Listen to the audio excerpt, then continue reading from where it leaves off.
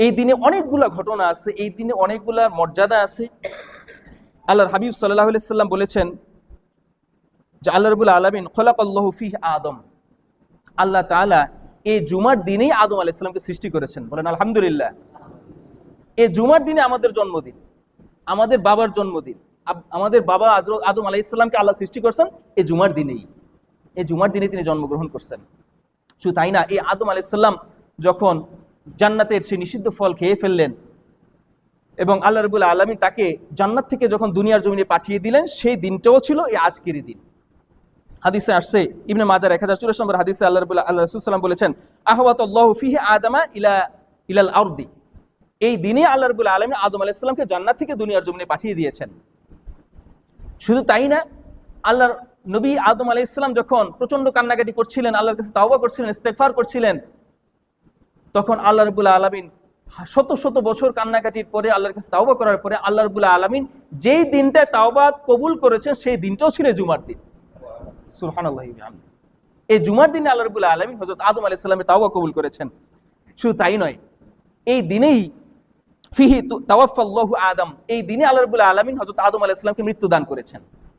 দেখেন কতগুলো ঘটনা। আল্লাহ রাব্বুল আলামিন আদমকে সৃষ্টি করেছেন এই দিনে, আদম আলাইহিস সালামকে জান্নাত থেকে দুনিয়ার জমিনে পাঠিয়ে দিয়েছেন খিলাফতি দিয়ে এই দিনে, এবং আদম আলাইহিস সালামকে তার তাওবাও কবুল করেছিলেন এই দিনে, এবং তাকে তার মৃত্যু হয়েছিল, ইন্তেকাল হয়েছিল এই দিনে।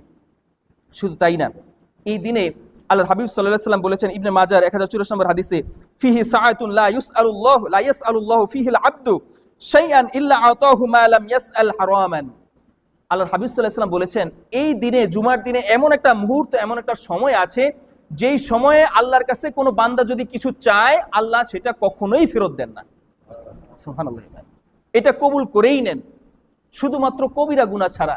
যদি কোনো গুনার ইচ্ছা করে, কোনো কিছু খারাপ কাজ করার ইচ্ছা করে, এটা যদি আল্লাহর কাছে চায়, এটা আল্লাহ কবুল করেন না, আর সমস্ত দোয়া এই মুহূর্তে কবুল করে নেন। সুবহানাল্লাহ। মানে এই সময়টা যে কখন, এই ফজর থেকে সূর্য উদয় থেকে সূর্যাস্ত পর্যন্ত তো জুমার সময়, এই সময়টা যে কখন, এটা আল্লাহ রাসূল নির্দিষ্ট করে যান নাই।